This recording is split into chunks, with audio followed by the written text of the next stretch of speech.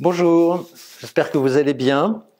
Alors, on avait fait une vidéo sur, enfin un live sur comment gagner de l'argent en bourse à la méthode Hibou. Et dans le cadre du déploiement de cette méthode, on avait fait une introduction en disant la première chose qu'il faut vous demander, tout de même si vous voulez investir, c'est est-ce que la société dans laquelle j'investis est une société d'avenir? Hein, c'est normal, surtout dans le cadre d'un investissement à long terme tel que nous le préconisons chez Hibou. Bon, et pour bien nous faire comprendre, on a pris quelques exemples. Alors L'Oréal, L'Oréal évidemment, c'est une société d'avenir parce que les femmes et demain les hommes ne vont pas arrêter d'utiliser des produits cosmétiques, etc., etc. Et puis on a pris un exemple, celui de Total. En disant, Total c'est une société pétrolière, et on peut s'interroger, est-ce que le pétrole a de l'avenir, hein? C'est une vraie question.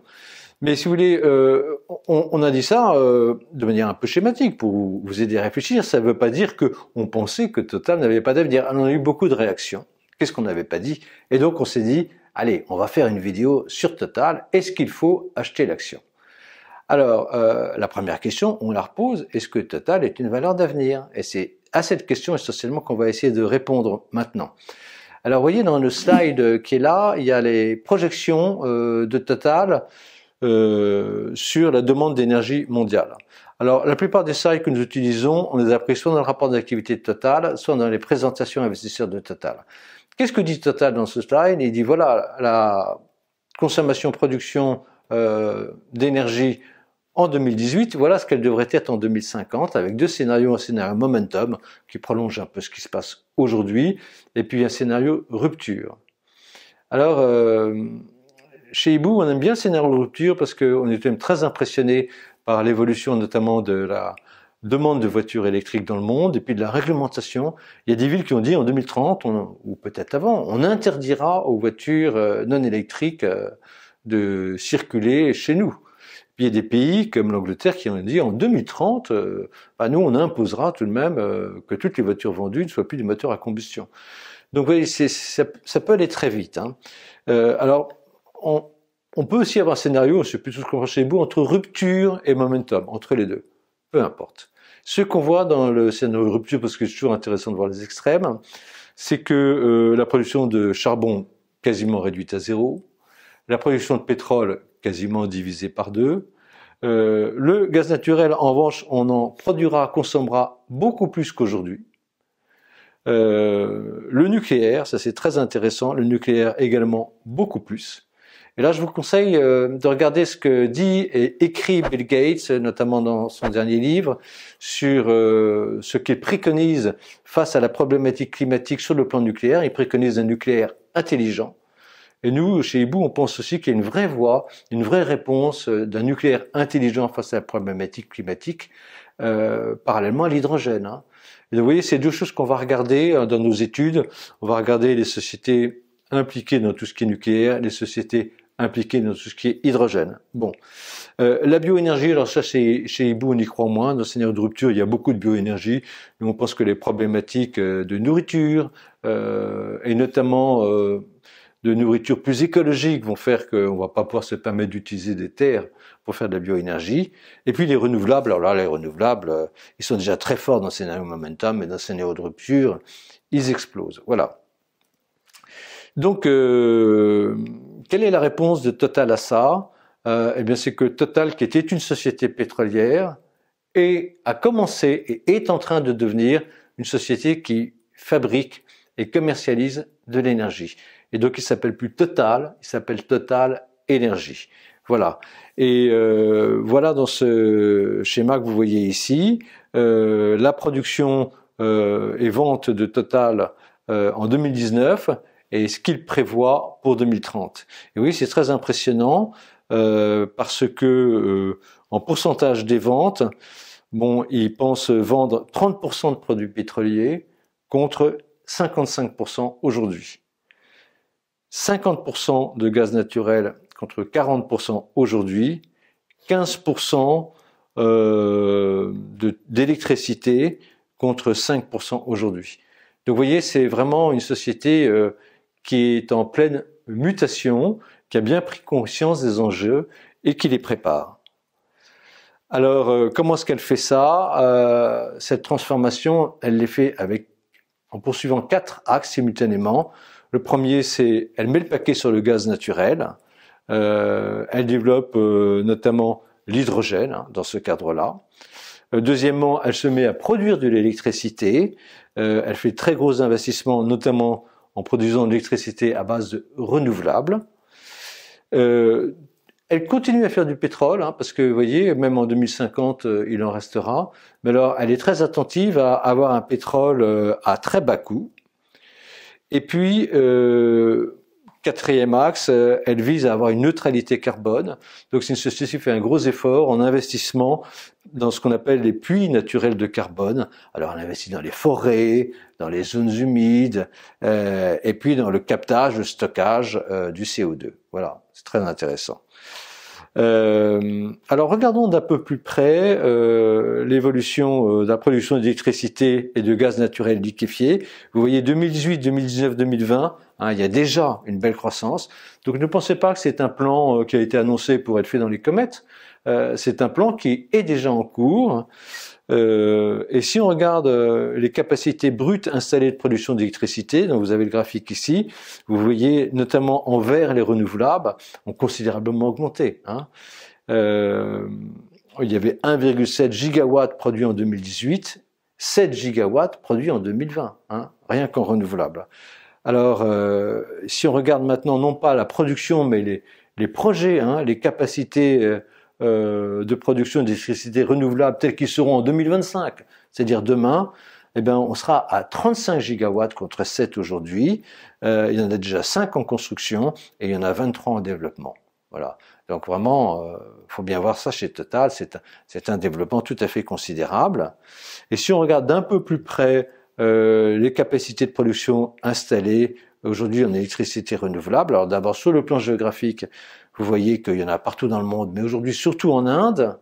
Et sur le plan des technologies, vous voyez, ça c'est très intéressant, c'est très Total, on peut dire, il y a 80% de solaire et 20% d'éolien.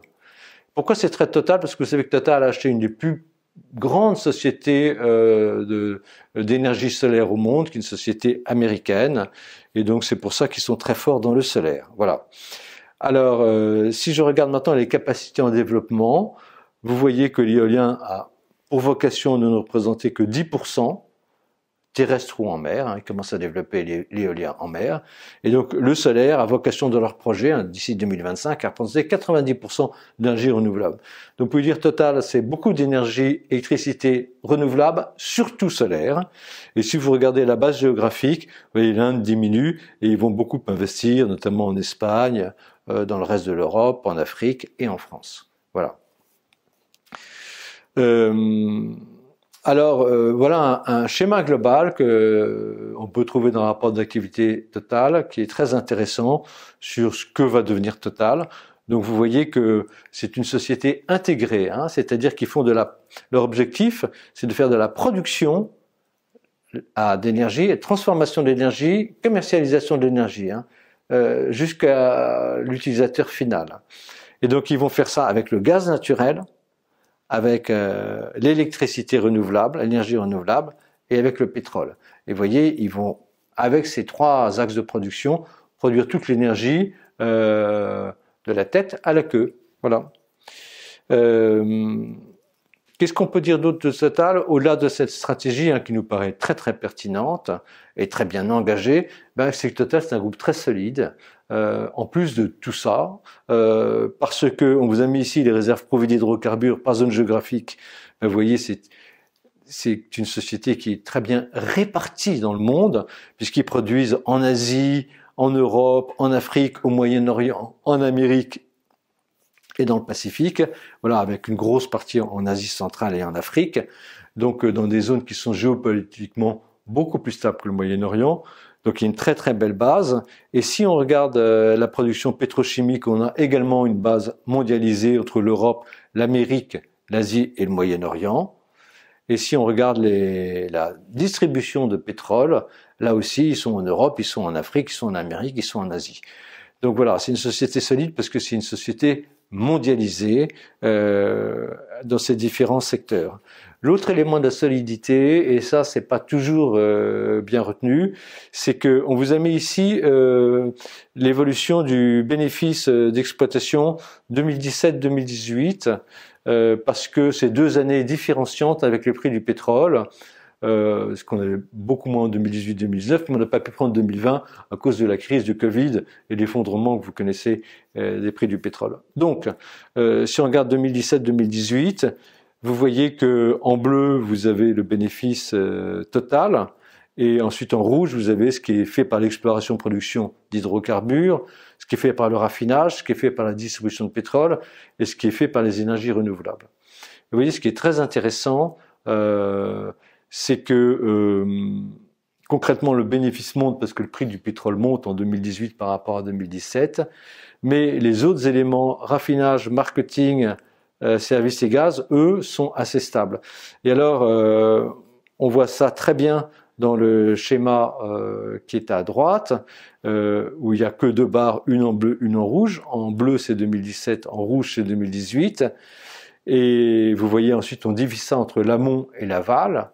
Et vous voyez que concrètement, l'aval, il résiste, il est extrêmement stable, et ce qui bouge, c'est surtout l'amont.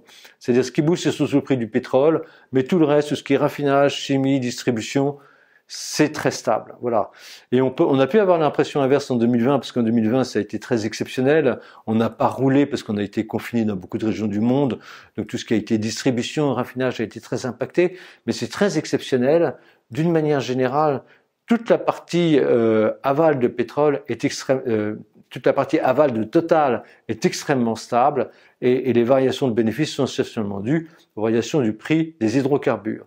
Et deuxième élément de stabilité, dans ces hydrocarbures, il y a 50% de gaz, 50% de pétrole, et ça c'est assez rare, c'est-à-dire que c'est qu'il y a vraiment mis le paquet sur le gaz, qui, comme vous l'avez vu, rappelez-vous du premier slide, est une énergie d'avenir. Et donc vous voyez que sur tous les éléments, à la fois le positionnement géographique, la répartition au sein de la production, on a un groupe extrêmement solide. Donc on a un groupe qui a une très bonne stratégie, et on a un groupe qui est très solide. Autre élément extrêmement favorable, c'est un groupe qui a mis l'accent sur le gaz liquéfié, sur le numéro 2 mondial. Et on vous a mis ici la demande de gaz liquéfié au niveau mondial. En 2018, 2019, 2020, vous voyez, en 2020, malgré l'énorme crise sanitaire qu'il y a eu, cette demande a augmenté de 3%. Moins rapidement que l'année d'avant, elle avait augmenté de 12%. Mais tout de même en pleine crise, plus 3%. Voilà, ils sont au numéro 2 mondial là-dessus. Donc ils sont sur des segments très favorables. Donc ça aussi, c'est un élément de solidité très fort. Puis dernier élément de solidité très fort, ils ont des coûts de production. On vous a mis ici les coûts de production de Total comparés aux différents concurrents, qui sont très faibles, puisqu'ils annoncent des coûts de production par baril équivalent pétrole de un peu plus de $5 par baril. Alors il faut un tout petit peu se méfier, vu de hibou de cette statistique donnée par Total, parce qu'il faut savoir qu'il y a tout de même une partie de la production de pétrole de Total non négligeable qui est réalisée au Moyen-Orient, notamment dans les Émirats Arabes Unis. Et vous savez que là, le pétrole, il coûte rien à produire parce que c'est juste sous le sable. Donc ça doit coûter la production $1 le baril, mais comme ça coûte c'est très simple, c'est pas complexe. De mémoire, les fees, ce que gagne Total sur ces barils produits, c'est une somme assez faible. De mémoire, je crois que c'est aussi de l'ordre de $1. Bon, donc ça réduit le vrai coût de production de Total est plus élevé. Mais même s'il est plus élevé, il est parmi les plus faibles de la profession. Et alors bon, donc c'est un élément très fort de solidité. En contrepartie, vous pouvez vous dire, mais si le pétrole devait repartir, l'effet de levier, il n'est pas sur Total, il est sur Exxon. Vous avez vu Exxon tout en haut du graphique. Voilà. Donc c'est intéressant d'avoir ça. Quand on jouait l'or, les mines d'or, dans les années 70 de grande inflation, on était tous à regarder la production, le coût de production d'un gramme d'or, sachant que ça variait en fonction du nombre de tonnes de terre qu'il fallait broyer pour avoir 1 gramme d'or. Et donc si on voulait jouer la hausse de l'or, il fallait jouer les mines qui avaient des coûts de production élevés. Là, si vous voulez jouer la hausse du prix du pétrole, je ne sais pas si vous voulez la jouer, mais si vous voulez la jouer, essayez plutôt jouer des producteurs qui ont des coûts de production élevés, c'est là où vous aurez le plus gros effet de levier. Bon, mais pour Total, en tous les cas, les coûts de production bas, c'est un élément supplémentaire de forte stabilité. Donc voilà, on a, pour faire le point final sur cette première partie, avant d'aborder la deuxième purement boursière, on a donc un groupe qui a très bien compris les enjeux, qui s'est très bien engagé, qui a une très belle stratégie, qui a les moyens de cette stratégie puisqu'il y a un très gros free cash flow. Et ce très gros cash flow, il est solide parce qu'il y a une répartition géographique des productions, une répartition des métiers, un coût de production qui est bas. Voilà, dossier parfait dans le domaine pétrolier. Voilà. Alors, on voulait vous montrer ce slide qui est très intéressant, qui est un slide qu'on a également tiré de la dernière présentation, je crois, analyste de Total, sur le risque of medium-term supply crunch. C'est-à-dire que Total nous dit, bah, écoutez, comme la profession a très peu investi, on peut avoir un corner sur le pétrole quelque part dans les mois, les années qui viennent. Et il le documente, hein, c'est vraiment très intéressant. Donc il met, voilà la production en 2020, c'est en bleu. Et vous voyez, il y a un petit pointillé au-dessus qui marque OPEC quota. Ça veut dire que l'OPEC a réduit, vous savez, sa production de pétrole pour faire face à l'effondrement du prix du pétrole en 2020. Et donc ils ont une capacité à remonter en production. Et donc c'est ça qui est indiqué là. Et donc Total dit, bon, on peut partir de ce niveau, voilà, où tout le monde produit au maximum. À partir de là, il met le déclin du pétrole conventionnel, et vous savez ce qu'on appelle le taux de déplétion. Et le taux de déplétion, il estime à 5% par an. Alors, vous voyez, c'est très intéressant, hein. On l'a déjà dit dans d'autres vidéos, mais 5% par an, on produit un peu plus de 100 millions de barils jour équivalent pétrole, donc ça fait 5 millions de barils. Pour vous donner un ordre d'idée, l'Arabie Saoudite, c'est un peu plus de 10 millions de barils jour en production. Donc c'est la moitié de l'Arabie Saoudite qu'on perd tous les ans, hein. Et donc si on n'a pas investi, ce qui est le cas depuis 2014, il y a un problème. Alors à côté, ils mettent voilà les nouveaux puits, gisements qui sont en start-up, en cours de démarrage. Et puis ensuite, ils mettent la possibilité d'avoir du pétrole non conventionnel, hein. Ils mettent un point d'interrogation, parce que c'est vrai qu'il y a une question. Il faut bien que vous ayez en tête que ce qui s'est passé a été redoutable, hein, parce qu'on est passé d'à peu près 60-70 dollars le baril à quasiment zéro. On a même fait à un moment, je ne sais pas si vous vous souvenez, moins 30 dollars le baril. Bon, mais disons, on est tombé très très bas, à 20 dollars, à moins de 20 dollars. Alors, c'est un problème parce que quand vous creusez un puits de pétrole non conventionnel, vous ne pouvez pas l'arrêter, hein. Il dure à peu près 2-3 ans. Au bout de 2-3 ans, il est terminé. Mais si vous l'arrêtez, il est mort. Donc vous êtes obligé de continuer à produire, et donc vous, votre coût de production, c'est peut-être 25, 30, 40, 45 dollars le baril, et donc si vous produisez à 20, vous perdez beaucoup d'argent. Donc il y a des gens qui sont vraiment brûlés les ailes, hein.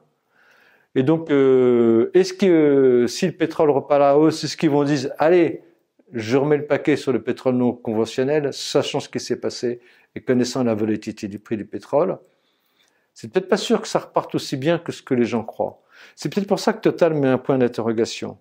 En tous les cas, d'après leurs projections sur cette reprise du pétrole non conventionnel, vous voyez, ils disent, si on regarde la demande attendue en 2025, sachant que la demande croît d'à peu plus d'1 million de barils jour, par an, hein, 1,2, 1,3 million, parce que forcément les économies émergentes, elles se développent, et en se développant, elles consomment de l'énergie. Bon. Et donc, pour Total, il manque 10 millions de barils jour. Voilà, il dit, là où on est, il manque 10 millions de barils jour. 10 millions de barils jour, encore une fois, c'est l'Arabie Saoudite. Donc, il manque l'Arabie, c'est colossal, quoi. Donc, on peut avoir un corner sur le pétrole. Donc, voilà. On voulait vous dire ça parce que vous pouvez avoir envie de le jouer. Nous, chez Hibou, on a fait acheter dans nos portefeuilles du Total. On en a beaucoup acheté dans le creux, hein, dans la crise, donc on a un très bon cours. Et c'est vrai qu'on va le garder, quoi. Donc, je dis pas qu'il faut mettre une grosse partie d'un portefeuille, mais il faut peut-être avoir ça en tête. Donc voilà, Total a beaucoup de qualités en intrinsèque long terme, à cause de la transition énergétique qu'ils accompagnent très bien. Et il y a peut-être quelque chose à jouer. Alors on va regarder sur le plan boursier, et on vous a mis la droite de régression, donc depuis 25 ans, donc c'est une très bonne droite de régression. Alors vous voyez, on est encore en dessous d'un écart type, hein. Donc si quelqu'un veut investir dans Total, il peut encore le faire, on a encore des très bons cours. Voilà. Sachant que la droite de régression, elle est à 55 € et qu'il est assez probable qu'on la recasse un jour, non pas trop longtemps. Donc le cours quand on a fait la vidéo, c'est 37,67 €. La distance par rapport à la droite de régression, c'est 1,4 écart type. Et étant donné la taille de l'écart type, ça veut dire que si Total rejoint la droite de régression, c'est-à-dire qu'il a un potentiel simplement sur cette suppression de la décote de 48% de hausse. 48% de hausse, c'est quand même considérable. Bon. Maintenant, si on regarde la pente de la droite de régression, on a une pente à 9,3%.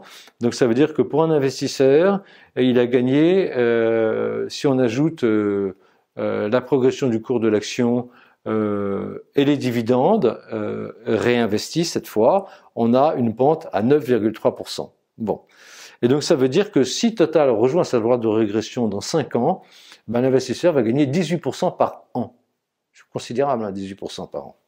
Bon, encore une fois, avec un niveau de sécurité à la fois boursière parce qu'on est bas et fondamental très élevé. Là-dessus, quel est le conseil de Hibou? Donc on a été regarder l'étude Hibou, il y a une très bonne étude Hibou qui est faite sur Total. Hibou pense que l'objectif de cours à 5 ans, c'est 64 €. Vous voyez, c'est intéressant parce que nous, on est parti des bases comptables, fondamentales, etc., d'analyse fondamentale approfondie, fait sur 10 ans de cours, même on part de 2004, donc plus de 10 ans, mais très approfondie sur 10 ans, avec des traitements et tout, et on retrouve finalement, si vous voulez, un objectif de cours qui est très cohérent avec la droite de régression. C'est intéressant.